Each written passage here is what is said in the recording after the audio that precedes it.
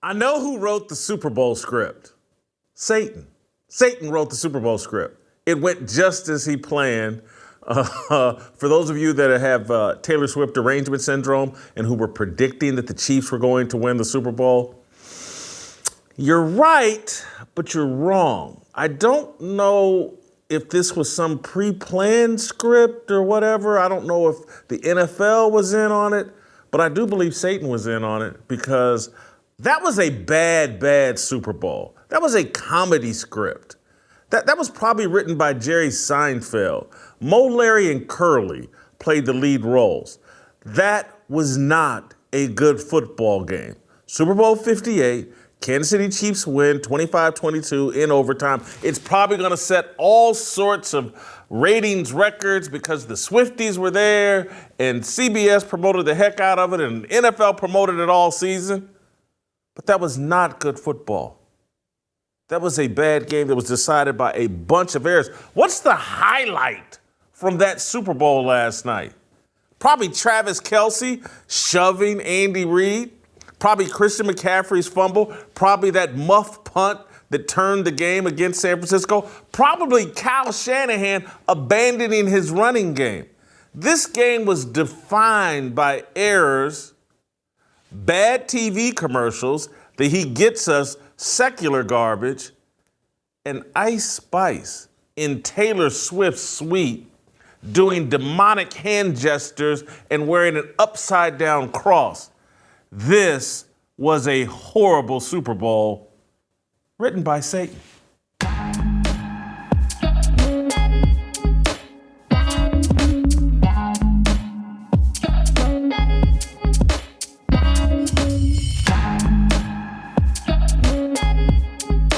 Welcome to Fearless with Jason Whitlock. I'm Jason Whitlock, your host.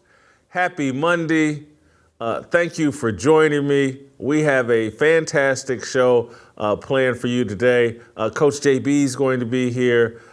Steve Kim will be here. Shemeka Michelle will be here. TJ Moe will be here. We will replay and retalk about the Super Bowl yesterday, won by the Kansas City Chiefs in what I thought was a terrible game. I'm glad the Chiefs won. I'm a Chiefs fan. That's great. But that game was boring and bad. But boy, do I have good news for you and us.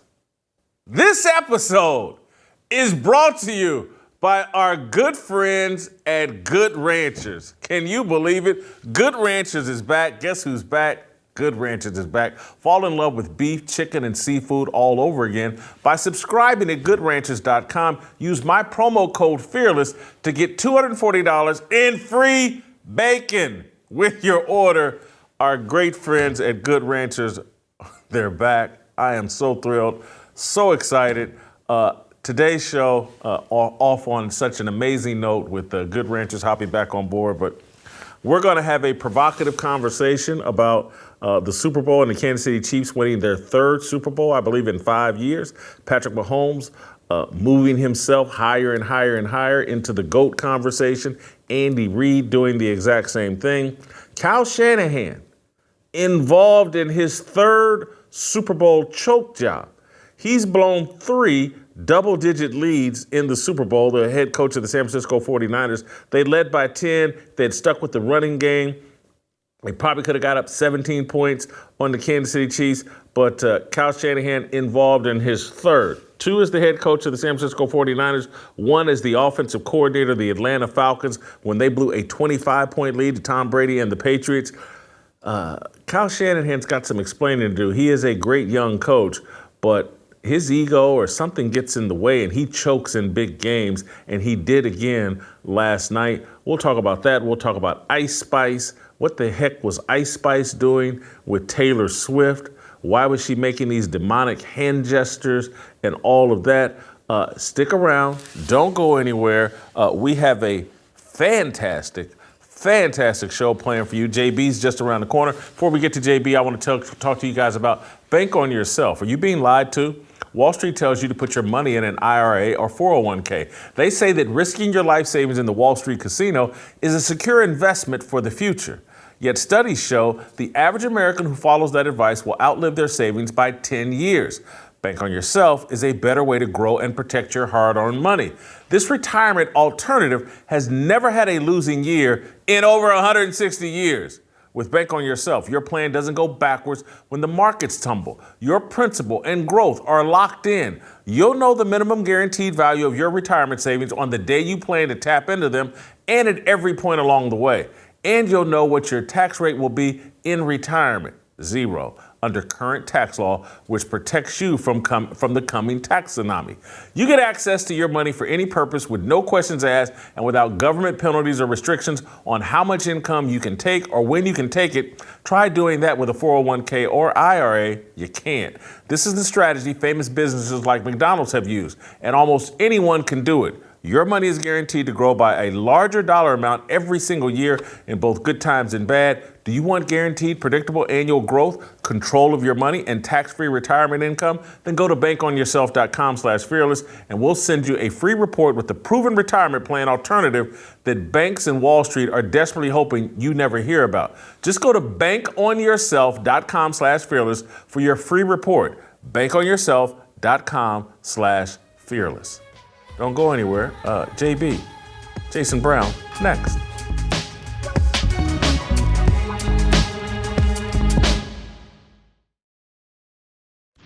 Warren Sapp, previously on Fearless. I was going through the list, and I went Trent Williams, Debo. The Ayuk guy ain't there yet. You know what I'm saying? So Kittles, CMC, that's Christian 3 on McCaffrey. Oh, yeah. In the backfield, CMC, that's 4. And then we go Greenlaw and Warner, and then Bosa. And so what? Maybe He's Chase 8? Young. Chase Young? No, you're not. Chase Young ain't got enough dirt underneath his nails to be talking about he's better than the quarterback that's leading him to the Super Bowl. No, let's not do that. I said I had him around 7th, I got 8th. 7. I'm in. That's why I say I got him around 7th or 8th. Cam is just being an ass. I don't know why, but he is.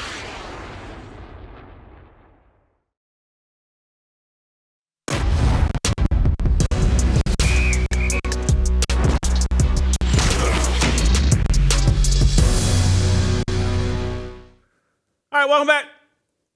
Time for some Coach JB. Do I want to start by feeding JB a plate of crow, or do I want to start by asking JB whether this Super Bowl was any good or not? I'm gonna save the best for last. Before I serve him the Patrick Mahomes crow, JB, let's start here. Was that a good football game we watched last night? No, it was horrific. I was walking around my Super Bowl party, Steve, Kim, and many others, and I'm like, is this a good game, Steve? And they're like, looking at me, and I'm like, name me a play that stuck out, that you're like, oh, wow, great game, great play. You saw a gimmick play you had to design for CMC, and that was basically the oohs and the ahs you got. There wasn't a touchdown over 21 yards in the football game. And I think this is the norm. This is what we are accustomed to seeing now, especially this season. It was the worst football season I've been a part of in 48 years. So it was rough to watch, man. I'm going to be honest. I think mediocrity is the new excellence. And I think people see a close game and automatically think it's good. And I think the betting world has ruined the sport. And I say that for this reason, Jason. Fantasy fans that play DraftKings and all these betting apps, they're fanboys. And Patrick Mahomes will get them 47 points on their draft board and their fantasy board. And then the fans think that Patrick Mahomes is the greatest thing ever. But they haven't watched a down of film like I do. And they automatically think that Mahomes got them 47 points. They automatically think these guys are the greatest. And that is the problem we're seeing. It's true. And I've broken it down. It's bad to watch right now, to be honest. There is no highlight play. There is no great catch. There is no great run where someone broke 3 tackles and picked up a first down. There is no circus play, I don't think, from Patrick Mahomes or Brock Purdy escaping trouble and hitting someone down the field on some critical 3rd down play or 4th down play. there is no signature. The signature moments are the fumbles, the muff punt, Travis Kelce going after Andy Reid. Those are and the commercials. He gets his commercials. Those are the signature, most memorable moments from this game. I can't remember a Super Bowl. There's no incredible fourth down stop. I don't know what the signature play is other than a bunch of errors that include Kyle Shanahan's, coaching error where he's now given up 3 double-digit leads or been a part of giving up 3 double-digit leads in the Super Bowl. That's kind of what this Super Bowl is going to be remembered for, or I guess Patrick Mahomes' third Super Bowl, Andy Reid's third Super Bowl. But this was not a great football game. When I was on your show earlier this morning, you asked a phenomenal question. What happened yesterday? Did Kyle Shanahan blow another game, or did Andy Reid demonstrate his coaching brilliance again? What do you think was most powerful, Andy Reid's brilliance or Kyle Shanahan's negligence and willingness to abandon the run? So Eric Weddle came out. We had a loaded show. I appreciate you coming on today. We broke this down. And Super Bowl champs, Greg Townsend, Eric Weddle, Tank Johnson, who's been in a Super Bowl. They all were like the same thing. You and I discussed this morning. 9-3. Remember that number. 9 passes to 3 runs to start the second half for Mike Shanahan or Kyle Shanahan. 9-3. When you control the line of scrimmage, you get CMC more than 21 touches in a game of this magnitude, who makes $30 million, by the way. You're paying a guy $30 million. I would probably feed him and carry this thing on the back. Because to be honest with you, CMC to get 1 vote for the MVP is a travesty in its own right. That's a whole nother discussion. But we clearly think that CMC carries the load on that team, correct? I think you would take CMC over Brock Purdy to carry the roster and the load, because we've seen when CMC goes out of the game, what happens to that Niners offense. And we also see Debo and Ayuk going out. We see again why this quarterback is being sprinkled out there as a game manager, not a game changer. Well, we clearly saw that last night. Purdy didn't play horribly bad, but he didn't make any plays to win a game. And that's what the greats do. Shanahan just continues to do things that we wonder, like, this guy should have 3 Super Bowls and probably 4 as a coordinator if you really just run the football. It's really that simple. And it blows my mind that we continue to see him do the same thing over and over and over and expect a different result, which is the definition of insanity. So I'm confused as to why people think this guy is any good. I think he's a hype and a bust. I've been saying it for years. He blows every big game. He has an incredible roster. If you compare the 2 rosters, their roster it's not even close. From linebacker to D-line to pass rusher to running back to receivers. Kittle is very comparable. If you want to compare him to Kelce, he's a better all-around tight end, in my opinion, as an inline blocker. Much better than Kelce. Kelce wants no part of that. And you don't give him the ball, Jason. You don't feed Kittle the ball at all with a quarterback that we're all calling a game manager. Guess who helps game managers? Tight ends. They're close to the vest. They're close to the line of scrimmage. It's easier throws. It's a safety net for my quarterback who's inexperienced. Why don't we get Kittle the ball? I think Kittle had 13 targets the entire playoff run. 3 games, Jason, 13 targets. I don't think he had 100 yards, and I am shocked that we continue to call Shanahan a guru. I just don't get it. I said it months ago, Jason, and I said Lynch and Shanahan are failing at a miserable rate because this roster, top to bottom, has probably been the best over the last 3 or 4 years. They have nothing to show for it, and it's like putting hubcaps on a Rolls Royce. The hubcap is Brock Purdy. And you dropped the ball when you could not go get Aaron Rodgers, because I don't want to hear salary cap being the issue. Oh, that's not how salary cap works, JB. Really? Well, how'd the Rams do it and win a Super Bowl? How'd the Bucks do it and win a Super Bowl? How'd the Chiefs done it for 3 years out of 4 years and paid a guy $500 million and done it? There's ways to manipulate the cap and move it around and get you a superstar at that position. They failed. Garoppolo, Trey Lance, and now Brock Purdy. Listen, we love Brock Purdy's story. Mr. Irrelevant, first time, could have won a Super Bowl and all that, but he didn't. He didn't, and that's who he is. And he's hidden by a hell of a roster, Jason. And this shows you who he really is. You got to have a superstar at quarterback, Jason. Look at the league. Who wins? Well, Cam Newton's winning right now. He's gloating and saying, I told y'all he was a game manager and y'all overreacted. I know someone who probably should be wearing a Chiefs Kingdom t-shirt right now who is ordered up a big helping of humble pie, some crow here. Are you ready to crown Patrick Mahomes as a great, great quarterback? This 3 Super Bowls, JB? 2 MVPs, 3 Super Bowl MVPs. JB. Listen, it comes with a sad heart. I come with a sad heart today. I was in a no-win situation. I'm a Ram LA guy. 49ers and the Northern Californian hated ones. I couldn't get out of there with them winning. Then I got this fan base, obviously I got a million DMs right now. Everybody wants to do everything to me, right? So anyway, listen, I believe that I stand for what exemplifies Jason Whitlock. Stand for what you stand for. Speak your mind. Speak for who you are. I think I should do that. I do that for everybody. Am I supposed to jump on the bandwagon of this guy because others say so? See, I watch film and break it down. Listen, can we be fair on this show right now? Can there be 2 things that are true?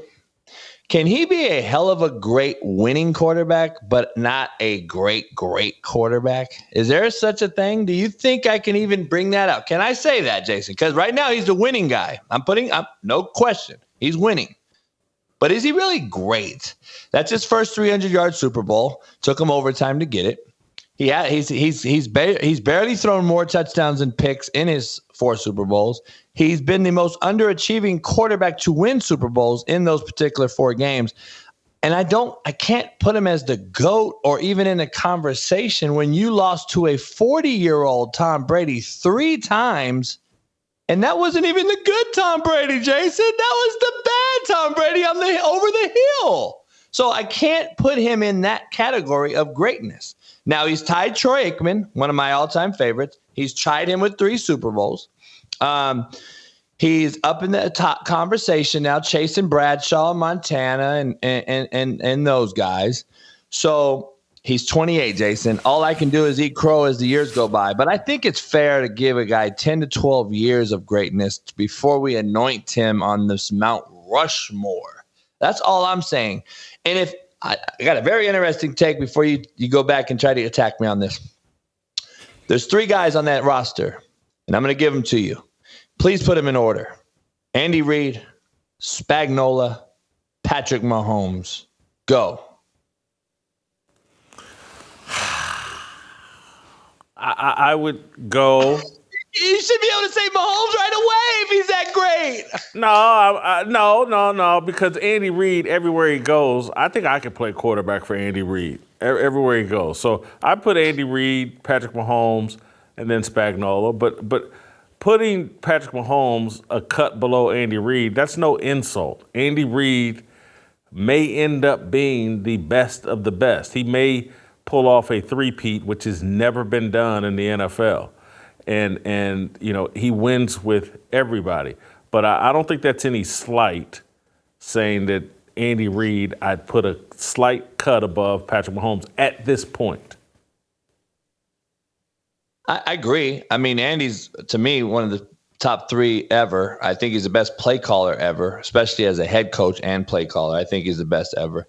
I don't know if he's announced he's coming back or not. I know you on the show today. Three-peat in the loom here is hard to turn down. I've seen it before though, where guys walk away on top. I wouldn't be shocked either.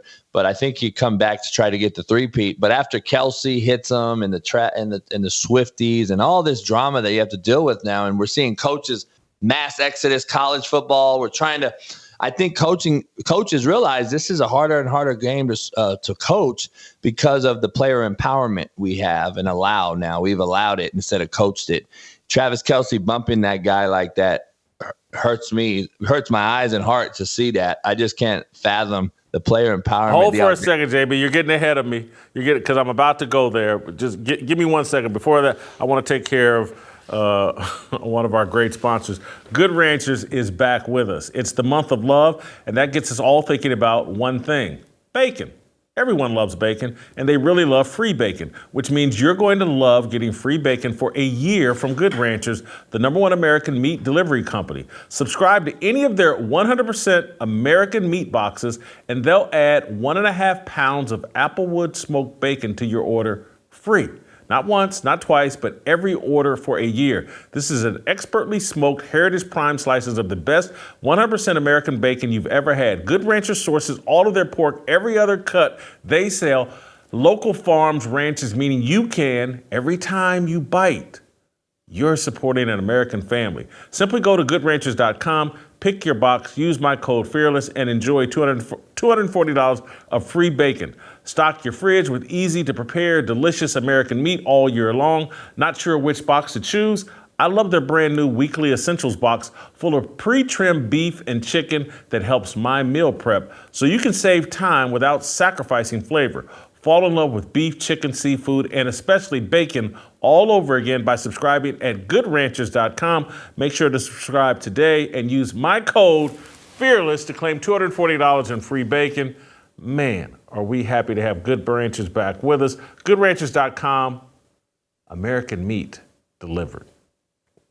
JB, now I want to move to Travis Kelce running up on Andy Reid. I thought this was incredible, seeing it. I thought I was blown away that Jim Nantz and Tony Romo just kind of blew past it and didn't dwell on it. I was really shocked at halftime when it wasn't discussed, and Nate Burleson, for some reason, jumped in and stopped anybody from talking about it. Players are just completely protected. There is no standard of behavior that we hold them to. You just take it all. They make more money than the coaches. The media is all on their side. You can't question them. You can't criticize them. You're a sellout. You're an Uncle Tom. You're a player hater. Everything's hate. If you criticize any player, Travis Kelce deserves some criticism, I thought, yesterday. The Chiefs played without composure, and I think Travis was a big part of that. They got away with it because San Francisco blew the game. But your thoughts seeing Travis Kelce nearly shove over one of the greatest coaches in NFL history? I just have a thing, like, where's the integrity of the actual person? Like, the humans that walk the earth now have lost their way.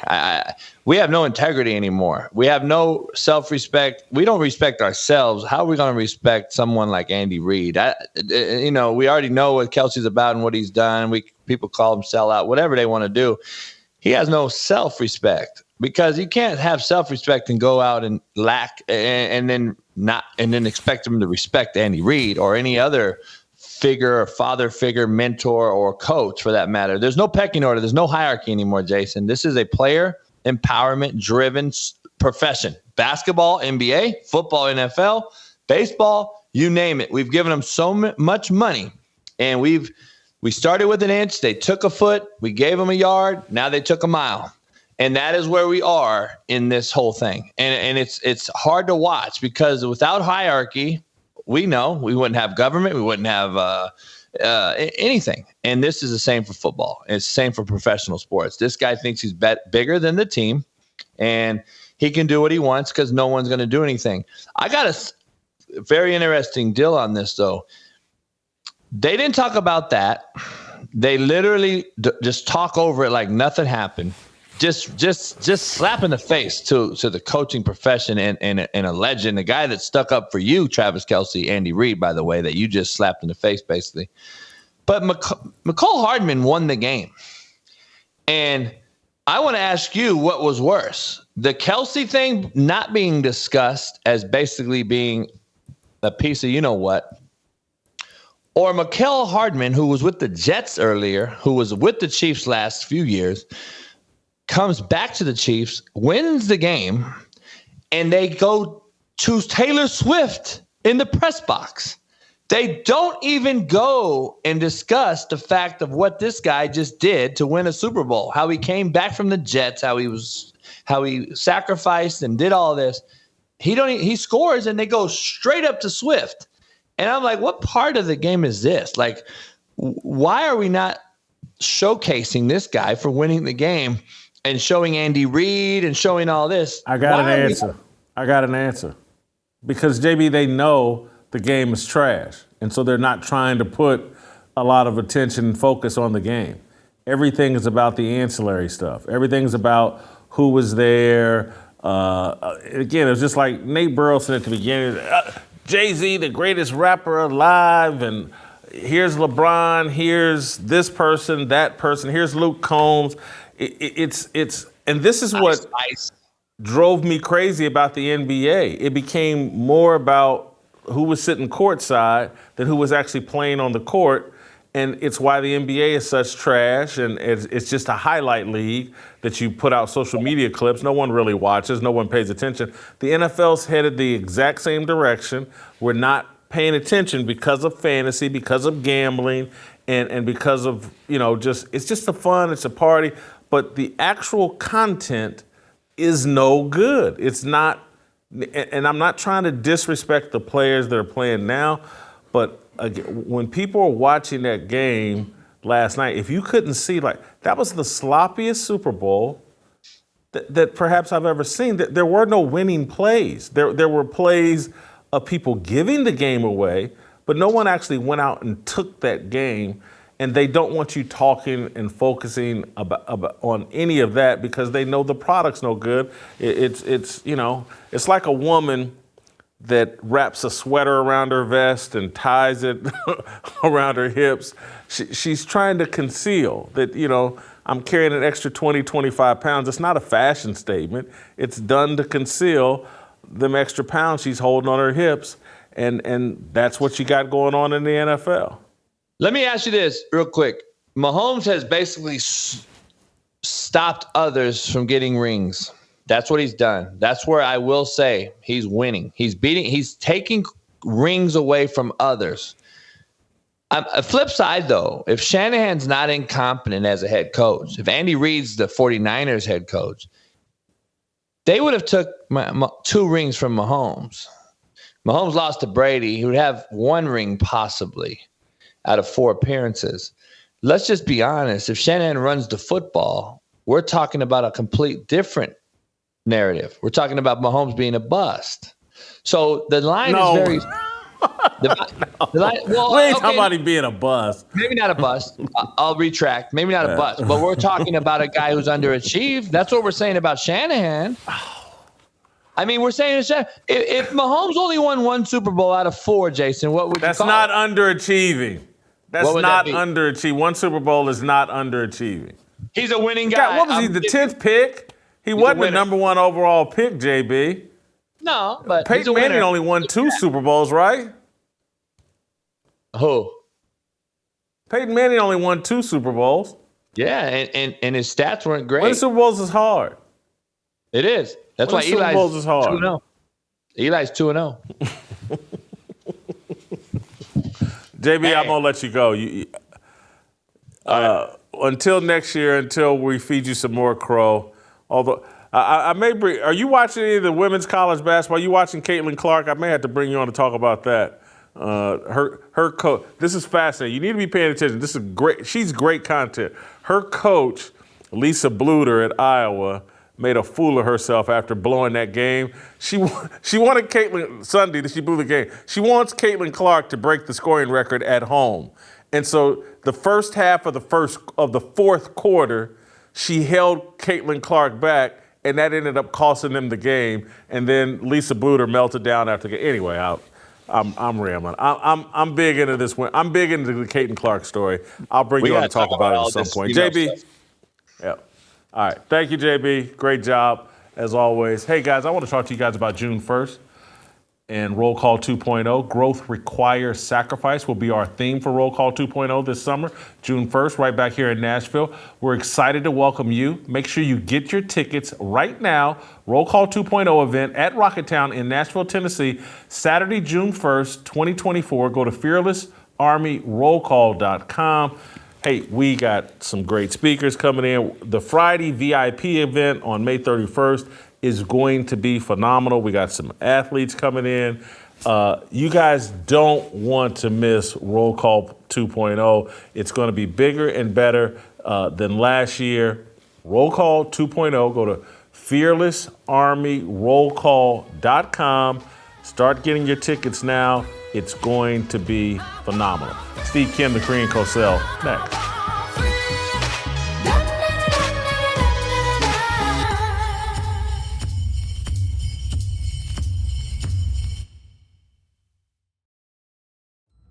Hello, Fearless Army. I'm Jason Whitlock, your leader. I'm going to spend 2024 discussing growth and sacrifice. Hard times are here. Harder times are coming. What has stopped American growth and caused a regression in fundamental freedoms and values? A lack of sacrifice. Our ancestors sacrificed for our benefit. We have not sacrificed to protect the progress they died for. No sacrifice, no freedom. What impedes man's willingness to sacrifice? His ignorance, his perversion, his pride, his ingratitude, and his cowardice, his rejection of God. The Bible is a story about the power and the necessity of sacrifice. Sacrifice is the sun, rain, and fertilizer of growth. Growth is our life purpose. Grow in the knowledge, wisdom, fear, obedience, and reverence to the Most High. Growth requires sacrifice will be our theme for Roll Call 2.0 this summer, June 1, right back here in Nashville. We're excited to welcome you. Let me spend a minute explaining what GROWTH actually stands for us in the Fearless Army. The G is for game plan. In order to properly grow, it's essential we work from the strategic game plan spelled out in the Bible. The R, responsibility. As we grow as men, we understand and accept our responsibilities to God, family, and teammates. The O, ownership. We embrace ownership of our destiny. Outsiders do not determine our fate. The W, wisdom. We honor, value, and share the wisdom imparted to us by elders, coaches, and leaders. The T, trust. We must be worthy of trust. The reliability of a man's word defines him far more than popularity and material possession. The H, humility. The reward for humility and fear of the Lord is riches and honor and life. That's straight from Proverbs 22:4. Come join us in Nashville as we talk about growth and sacrifice and how without sacrifice there will be no growth. Roll Call 2.0 right here in Nashville, Saturday, June 1st.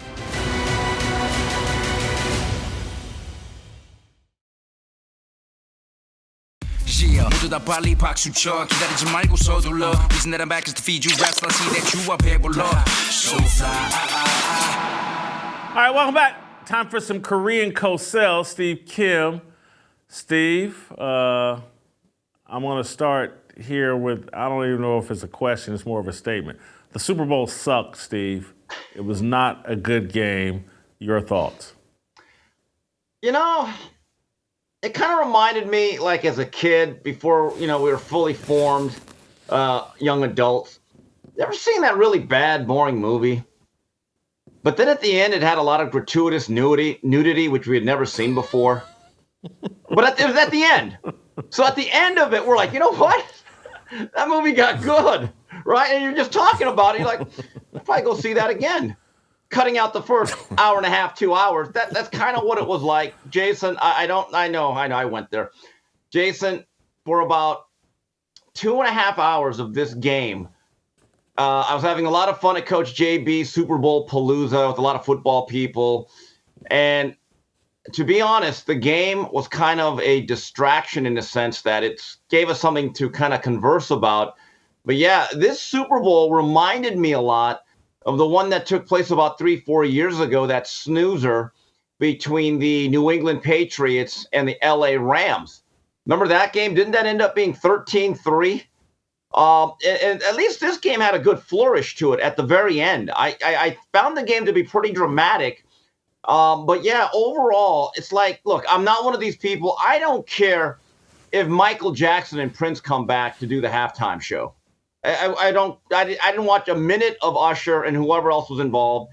And even the Super Bowl commercials are no longer something even worth watching or sticking around for. I don't remember a single Super Bowl commercial. What I really came out of last night thinking was, God, I missed the Bud Bowl. Remember the Bud Bowl? Now, the Bud Bowl, there was a good Super Bowl commercial. You know, Bud Light against Bud, it was always dramatic. They had great games. But yeah, the game, for the most part, you take away the last 10 minutes or so, was very, very mediocre. A lot of conversation right now about Patrick Mahomes, and he's in the GOAT conversation. Where do you have Patrick Mahomes among the all-time great quarterbacks? Has he now surpassed Joe Montana and everybody but Tom Brady? Can I go Jim Mora? I want to go Jim Montana. Montana? You kidding me? Montana? No, not yet. Now, is he in the top 10? Yes. Is he trending a certain direction? Yes. But need I remind you of this? And Warren Sapp's going to hate this. But if you look at Troy Aikman's first, 5-6 years, he had 3 Super Bowls, right? He was the leader of a dynasty. And then Jimmy Johnson left his life, and it was never really quite the same. And the second half of his career, I've heard Troy Aikman say, as much as I enjoyed the first 5 or 6 years, I was absolutely frustrated just as much by the second half of it. So let's see this play out. But is Mahomes trending into the Mount Rushmore discussion? Sure he is. But again, let's see how the rest of this career plays out, because he's only about halfway through, if that. All right, same question about Andy Reid. Where do you have him? Is he on your Mount Rushmore? Yes, I may have to carve out that body of his, maybe the stomach part. I'm just telling you, if you look at the breadth, now this is different with Andy Reid though, because he's very much near the tail end. But if you look at his overall run with the Eagles, which I think was very successful, and capping it off with some Lombardi trophies at the end. And Jason, I don't know if you agree or disagree with me or not. I thought this year was the best job of coaching he ever did. This was not a great Chiefs offense. They didn't have a lot of weapons. They had a lot of issues. And I know it's not easy for coaches like him to do, but he changed his identity because, he likes to be fancy, throwing the ball all over the place. They became more or less a methodical running offense for the most part. They scaled it down, and they got Patrick Mahomes to more or less be an ultra-talented game manager who made some great plays. So there's no doubt about it that if you want to put Andy Reid in that pantheon of Chuck Noll, Vincent T. Lombardi, Bill Walsh, certainly, I would not disagree. You left off Bill Belichick and you left off Joe Gibbs. It's very tough getting on Mount Rushmore. It is. And look, boy, Twitter was all over you for not knowing that Joe Gibbs in a 9-year stretch won 3 Super Bowls with 3 quarterbacks who did not make the Hall of Fame. And I think that is one of the most difficult things to do, because what separates Gibbs is every great coach is basically married to a great quarterback. Like Lombardi had Bart Starr. Landry had Staubach. Chuck Noll had Bradshaw. Bill Walsh had Joe Montana. Belichick had Brady. And when it comes to plug and play, if you want to call it that, just look at what Joe Gibbs did. What he did may be unmatched. But going back to Andy Reid, great success. You didn't mention with Don Shula. Don Shula had Bob Greasy, never got over the top with Dan Marino because they were half a football team. But let's take a look at Andy Reid. Donovan McNabb, I thought, had a really good career, made a lot of Pro Bowls. I know people are derisive of Donovan McNabb. I have a very positive view of his career. They made a Super Bowl, they made a lot of NFC championship games, and they did not have a lot of talent outside. They did that with James Thrash, Freddie Mitchell, and Todd Pinkston. Not exactly Mike Quick and Harold Carmichael out there for the Eagles. Then you go to the Chiefs. Look, Alex Smith was not, I would call, a bust, since he kind of had that last good run with Harbaugh and the Niners. But Alex Smith, I believe, would tell you that, you know what, I am very grateful that I walked into Kansas City and had Andy Reid, and they had a lot of success. And with Patrick Mahomes, let's be honest, let's not do revisionist history. Patrick Mahomes was not a top 5 pick. There were still some questions whether he could play from that Texas Tech run and gun, that big spread they play. But this is what is guaranteed. Death, taxes, and the Kansas City Chiefs, with those two at least getting to the AFC Championship game. It's an amazing run. It's an incredible run. The other question now, moving to the other side, is are there legitimate questions about Kyle Shanahan in big games? Is that narrative? Jason, go ahead. I came away thinking, and I tweeted it in the first quarter, the Niners look like the much better team, but it's 0-0. And there's a phrase that I heard this from Mario Cristobal at Miami, and he said, I don't think there's no such thing as a little thing. A thing is a thing. It all matters. And when I look at this game, and I'm not a 49er fan, I had no horse in the race yesterday. I keep thinking about the first drive. You're driving, you're running well. Christian McCaffrey fumbles. Second drive, really good field position. Penalties blow you up. Then you have the situation with the punt. I don't know if you call it a muff, but they turned the ball over on that. I thought where the game could have really been controlled by the Niners, Jason, beginning of the second half, you have an interception and you stop the Chiefs. You had good field position each time. And Eric Weddle pointed this out on the Coach JB show. For all those people that say, well, Christian McCaffrey still had nearly 30 touches, I'd say you're right. But here's the problem, Jason. Right after that half, when the offense stalled, they basically went pass, kick, pass. They ignored McCaffrey for large stretches, and the inability to get who I believe is their most talented guy, George Kittle, the ball more regularly, unlike Kelce, who flourished in the second half. And then you had that decision, which is going to be debated forever, with the overtime rules in the Super Bowl, to immediately take the ball. Jason, when you have Mahomes and Andy Reid, who started to figure it out, when they made the decision that we're going to get the ball, I said to myself, if they don't score a touchdown, they may lose the game, because it almost felt inevitable that Kansas City was going to score on their last drive, and they did. Well, Steve, what's incredible about that decision is he's giving Andy Reid and Mahomes an extra down. Now that they're going second, they know, hey, I'm going to go for it on fourth down. Right. And it's an unbelievably stupid decision, but not getting talked about. The other thing that I do think is worthy of conversation is Brock Purdy. And the world may owe Cam Newton an apology because Brock Purdy's numbers look good, but he looked like a game manager. When third down, their third down conversions were horrible. They put a little pressure on Brock Purdy, and he got that ball out of his hands really quickly and not to good places most of the time. I think they were 3 of 16 or something like that, maybe 3 of 12 on third downs. The disparity on third down between the Chiefs and the 49ers is what decided the game beyond the turnovers. And I think a lot of that falls on Brock Purdy. The moment looked too big for him. He looked like a game manager, put up nice numbers, but did not make the critical plays. Jason, I don't say this as a pejorative or a criticism of Brock Purdy. He's a really solid system quarterback.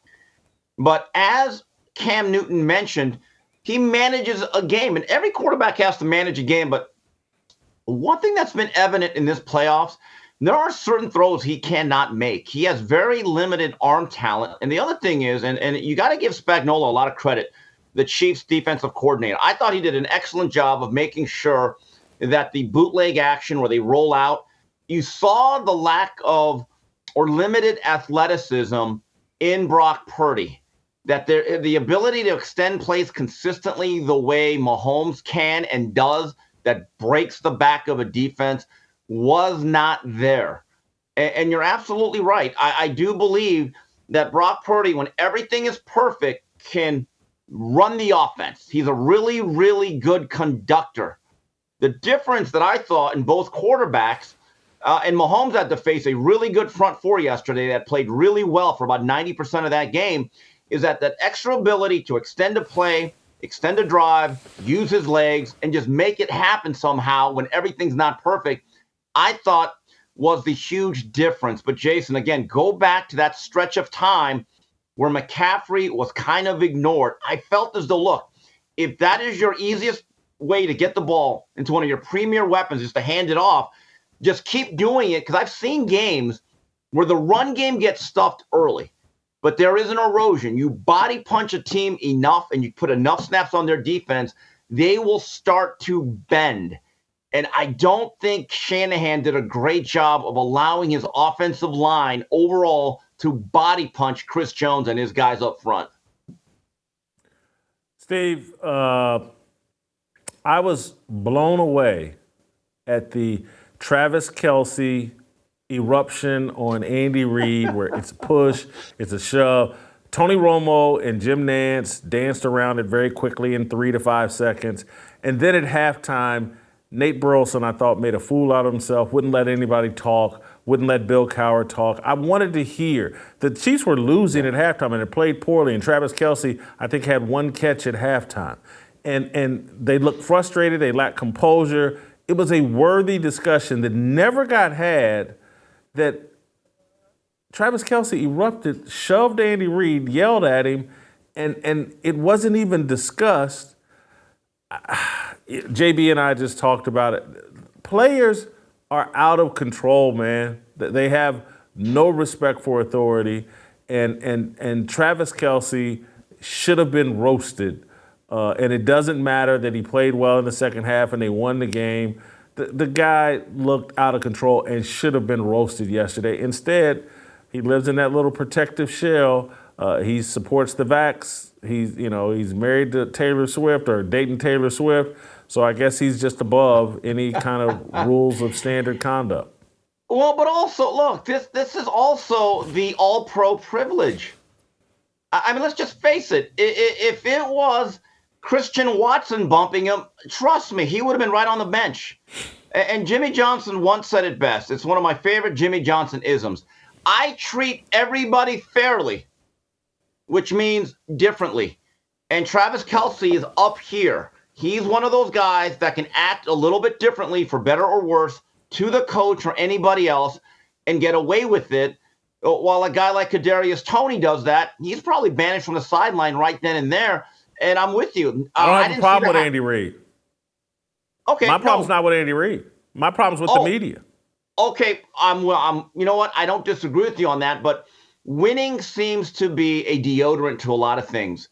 Because if they would have lost, the story would have been, they came unhinged. Travis Kelce was out of control. But now that they did win and he had a great second half, the narrative, whether it's true or not, is, man, Travis Kelce, what a competitor. This guy's fiery, and he got the job done. So when you win, Jason, you may not agree with it, you're going to be treated better and differently by the media and observers. All right, that's true. Who's your Super Bowl pick for next year, Steve? I don't, here's the thing. I know this. Kansas City will be in the AFC Championship game.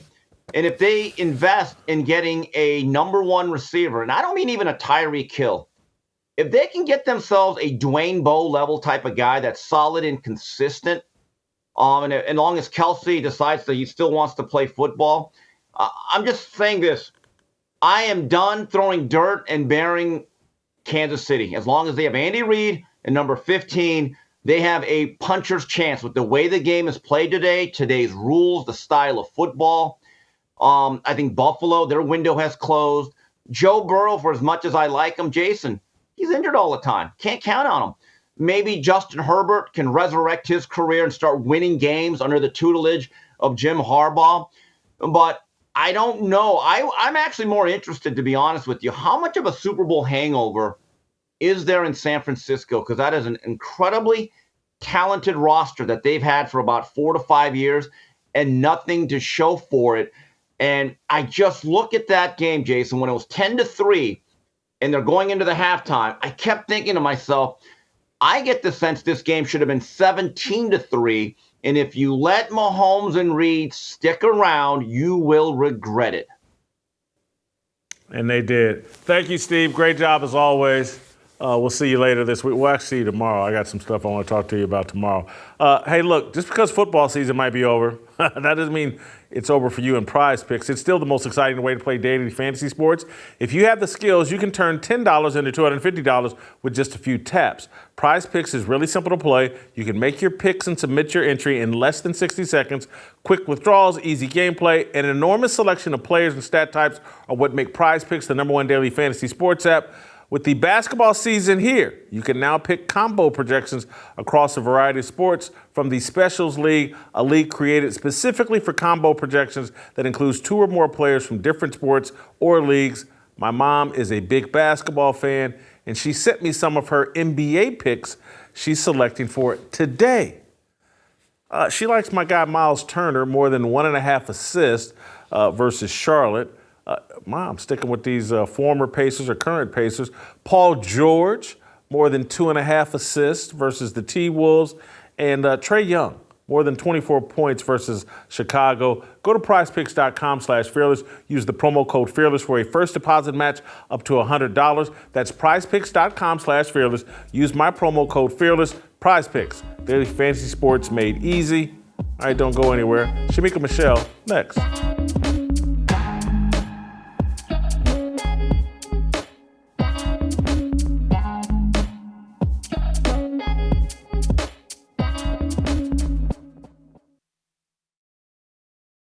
Charlie Kirk, previously on Fearless.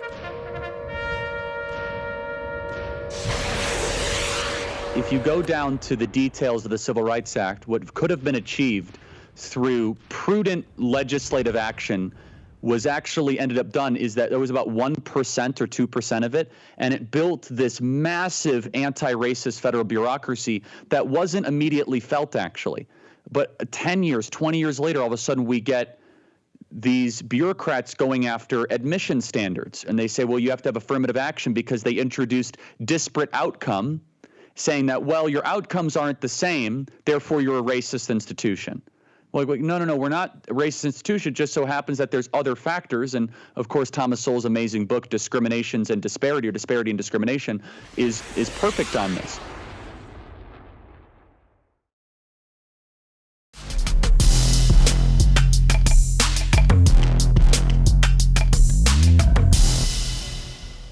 All right, welcome back. Time to talk a little Super Bowl halftime with Shemeka Michelle. Shemeka, did you enjoy the football game? Not the halftime. Did you enjoy the football game? Do you care about football at all? I don't care about it to the extent that you all do, but I watched it. I mean, I thought it was, okay. I thought the Chiefs were going to win, though, because I thought it was rigged. I'm one of those, but I did watch it. All right, so I'm sure you watched halftime. What did you think of Usher Raymond, the entertainer who's far superior to Chris Brown? What did you think of Usher Raymond's halftime performance? Look, Chris Brown is so awesome. You just had to mention him, right? And take a little shine from Usher. So I actually thought Usher did a great job. I was very proud of him. For a lot of his career, I was kind of missing. I remember him doing from when he started out to maybe up until Nice and Slow. But then I was in the church for 10 years. So a lot of his music I kind of missed. But I thought that he did a really good job.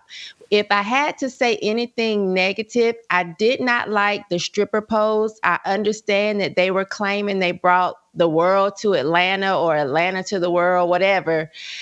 But I didn't like the stripper pose. I thought that could have been left off because, a lot of kids do tune in to the halftime show. And I didn't like the fact that he had his underarms shaved.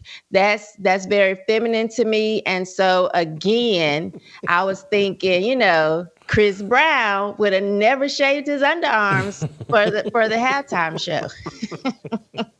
Now, see, that's something that I was completely oblivious to. I did, obviously he took his shirt off, but I did not notice that his underarm hair was MIA. I did not catch that detail. Yeah, it was gone. And so I saw a few people say, that it was feminine. And I don't know if that's what they're referring to, but I just like hair on men. I prefer hair where it's supposed to be. And so that for me, I was like, yeah, I can kind of see how that's feminine. And when I think about, Alicia Keys, I see that he's getting a lot of pushback for actually going up and giving her that hug from behind. Even Alicia's husband had to come and speak out about it. I saw nothing wrong with it, in my opinion. Like, I understand she's a married woman, but to me, if you had a problem, you would have had a problem with the song or the video prior to him performing it. And so I just thought all of the pushback from that was silly. When you're an artist and you're performing, you have to have a bit of acting in there. And I'm pretty sure they rehearsed every detail. I'm sure her husband was aware of the movements and things they were going to be doing. And when I see the people arguing about it, I'm just thinking these are people that have never done anything in life, because here Usher is performing for millions of people. We all saw Alicia in that red outfit and she looked thick to death, but I doubt he was thinking, let me go get up on her. I'm pretty sure, knowing that this could be a career, make or break, his, thoughts were probably on, let me do a really good job. We saw Janet Jackson's career be pretty much canceled because of a mistake at the Super Bowl. So I just don't think Usher's mind is where a lot of people's minds are. And I'm glad her husband spoke out saying, y'all are thinking about the wrong things. I have a suggestion for all future Super Bowl halftimes.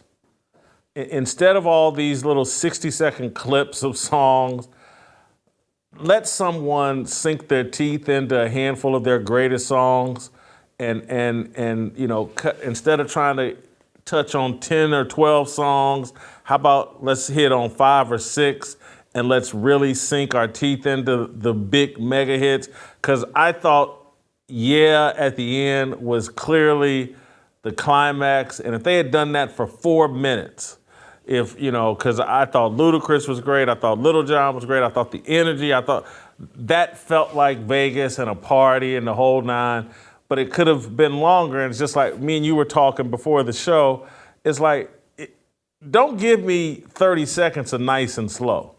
Don't give me, I don't want 45 seconds to Let It Burn. I need more of that. Just stick to the hits. Reduce the library to a handful of songs and lean into those. When I go to a concert and they play my favorite song, I'm never checking my watch like when they gonna move on to the next one. I want the extended album, the studio version, the version that only his mama's got or his family's got. I want that long, when they lean into a song for a long time, even like gospel songs, like when Bonita Jones sings Waymaker and it's 9 minutes, I'm like, yeah, give me 5 more minutes, give me 14 minutes. Anyway, that would be my suggestion for the Super Bowl. On these greatest hits, go longer. Oh, I totally agree with you. When he did Nice and Slow, I was actually watching the game on TVs that kept buffering. And so we were running as we, during the halftime show, we were running from one spot in the house to a different spot trying to catch, the entire show.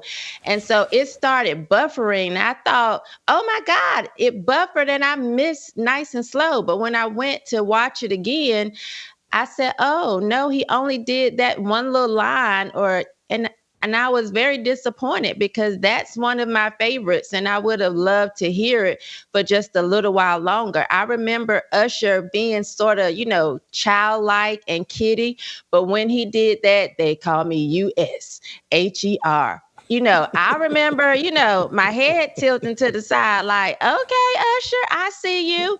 So I really wish that song would have been longer. So, yeah, I agree. The whole just, maybe it's the pressure of feeling like I deserve to be here. Let me show you my catalog. But I wish he would have just been confident in I got the job, so I deserve to be here. Let me just play a few of my hits.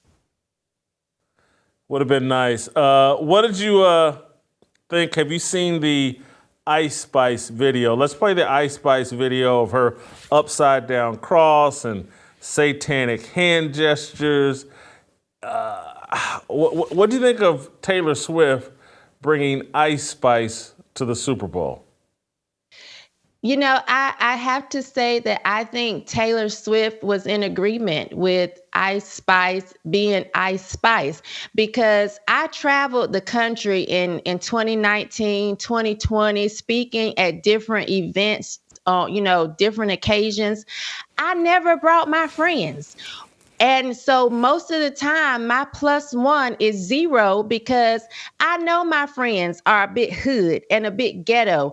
I'm not taking them certain places because I'm not going to let them embarrass me, nor do I have the time to be, sitting around babysitting, hoping, I hope, it's not coming out, it's not oozing out. So the fact that she even brought Ice Spice to me says she knew exactly what she was doing. As she was throwing back the liquor, it looks as if she was drinking. She knew what she was getting into. So either she wanted there to be a story, and if she doesn't come out and say anything against it, she knew what she was doing. And so I don't feel sorry for either one of them and the backlash they may be getting. Of course, on the liberal side, people are going to think it's cute and it's cool because they think, oh, you're owning the conservatives or you're owning the Christians. And look how, rebellious she is to just do whatever. But I thought it was really silly. And I'm like, gosh, we can't take you all anywhere because why would you do this knowing that it's actually going to push buttons and it's just not funny? It's not a good look. So I think Taylor she's in on it. And, for people to be saying she is a witch or she's a Satanist, maybe she thought it's cute to just play into that, but I didn't think it was funny. And so to bring Ice Spice is already a strange friendship, in my opinion. But you knew what you were doing. I wouldn't have my friends in certain places because they don't know how to act. And my friends know that I'm telling the truth. Unfortunately, I used to be one of those type friends that didn't know how to act. But thank you, Shemeka. We'll see you later this week. Go to blazetv.com/fearless. Use the promo code fearless, and you can save $10 on your yearly subscription to Blaze TV. TJ Moe, and we'll talk about the He Gets Us commercials next.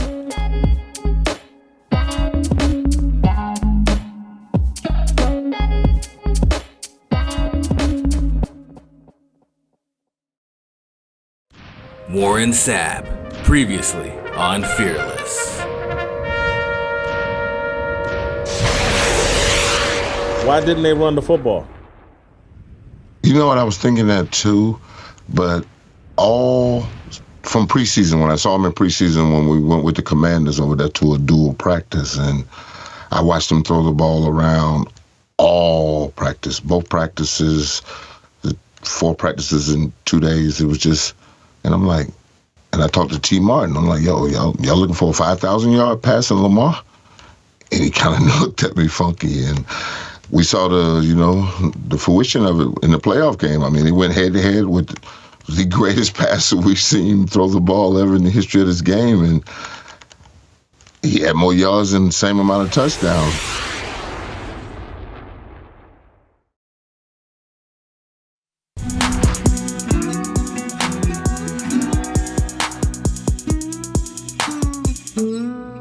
All right, finally, time for some TJ Moe, the Show Me Kid. Let's talk about the most controversial, provocative ads during the Super Bowl, the He Gets Us advertisements.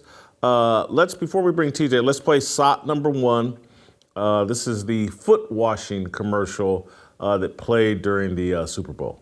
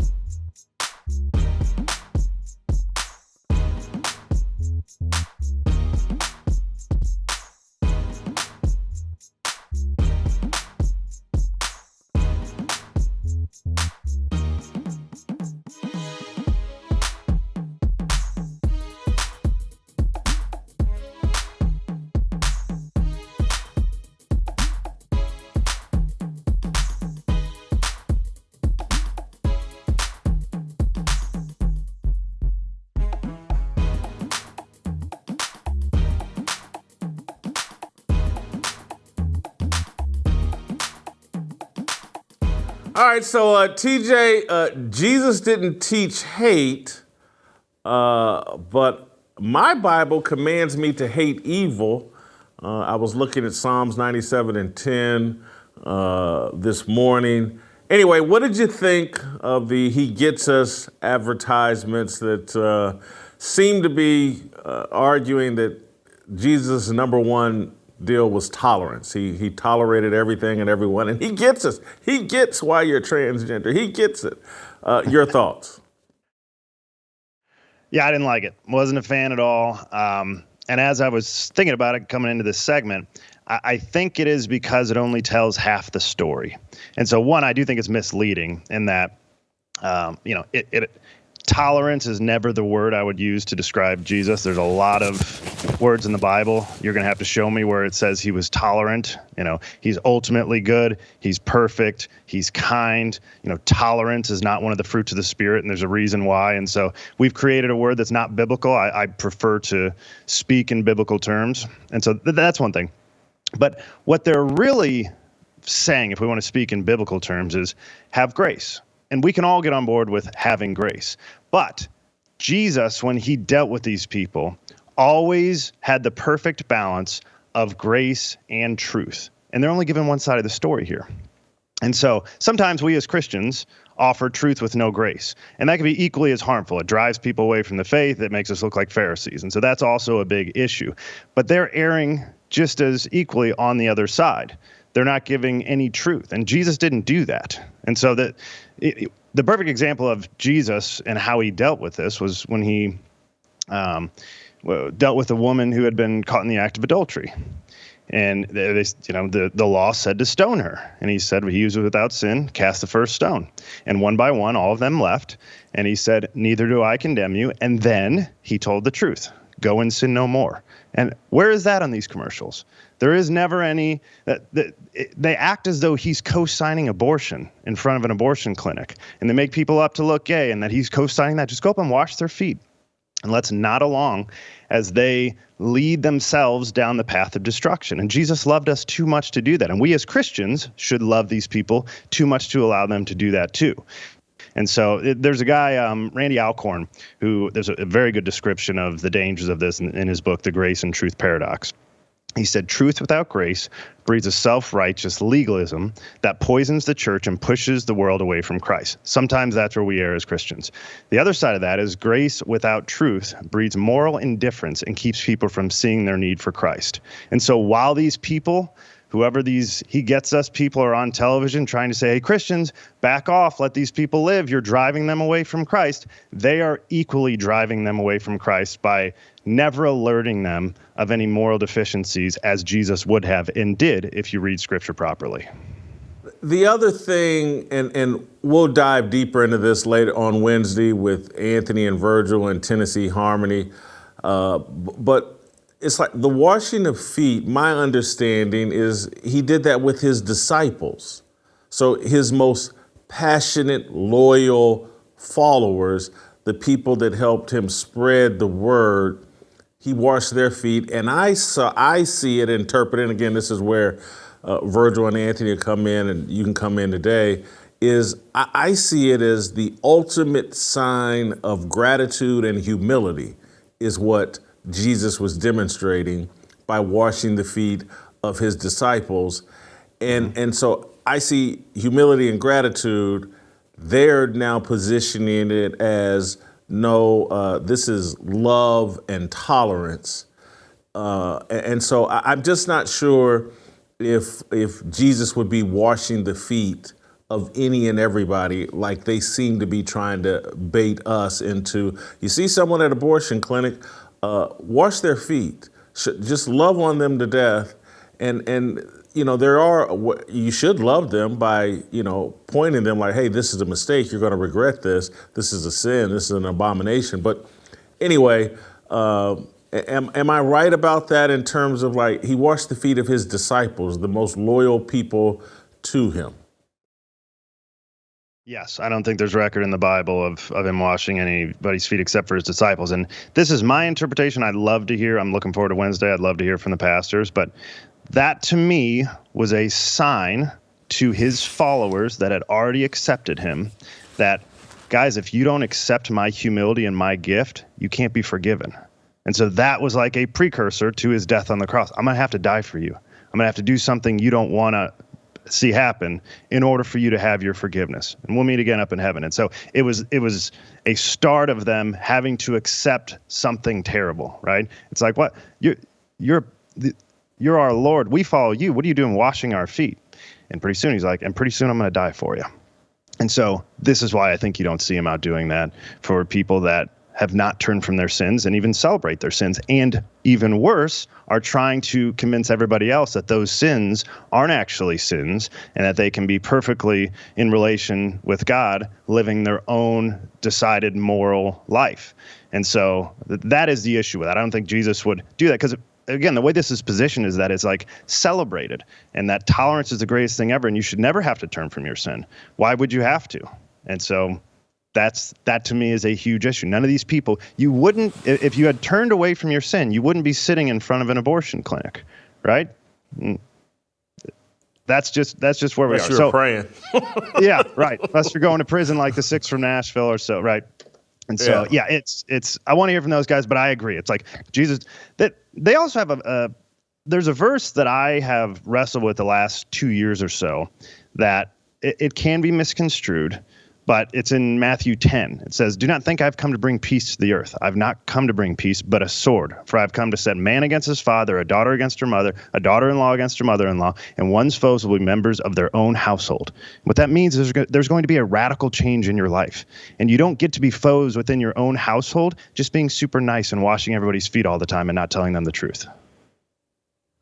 I will end on this note. I'll punch you into a conversation I was having with Shemeka just about Ice Spice and Taylor Swift and how, Taylor Swift is the gateway drug to Ice Spice, in my opinion. It's like the whole Super Bowl has turned into this massive secular promotion and platform. And, I think the Taylor Swift Ice Spice combo and Ice Spice with the upside down cross, Ice Spice with the satanic seemingly hand gestures, what really said a lot about what the Super Bowl has become. Because it always amazes me how the cameras seem to catch everything. And maybe there's a camera positioned on Taylor Swift's suite the entire time. But Your thoughts on the Ice Spice Taylor Swift combination? Well, it seems weird. I know they did a song together, but it seems weird. The Super Bowl's nobody's there to watch football, right? They're all there for the Super Bowl. I bet there's a lot of people at the Super Bowl just to watch the halftime show. You talk a lot of women around America, that's what they're saying. They don't ever talk about the last drive or the double pass. All they care about is, hey, did you see Usher and all those songs that we used to like in 2006? And so, yeah, I don't like any. I know you guys liked the halftime show. I like the songs because they remind me of my childhood.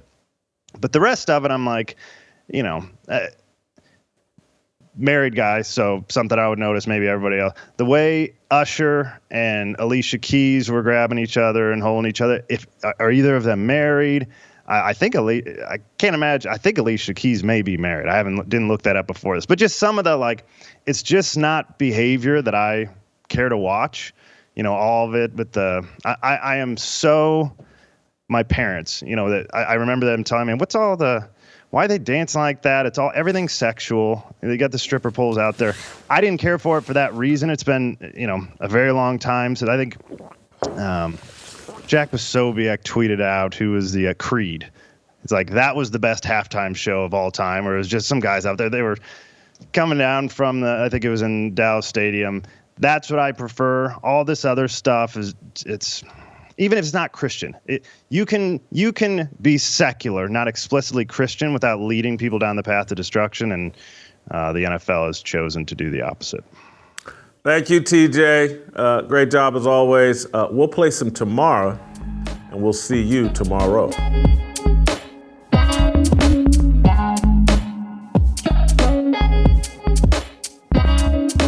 Waiting for the countdown, coming off the breakdown, standing in line for freedom. Looking for a breakout, feeling like a standoff, nothing in life like freedom. Came like a fighter, striking like a ladder, making all these moves for freedom. I want freedom. No negotiation, my sister, no relation. We all just wanna have freedom. Sitting on the corner, never been alone. I'm breaking my back for freedom. Blessed, we are living, get back. We are receiving, all deceiving. We all wanna be free. We want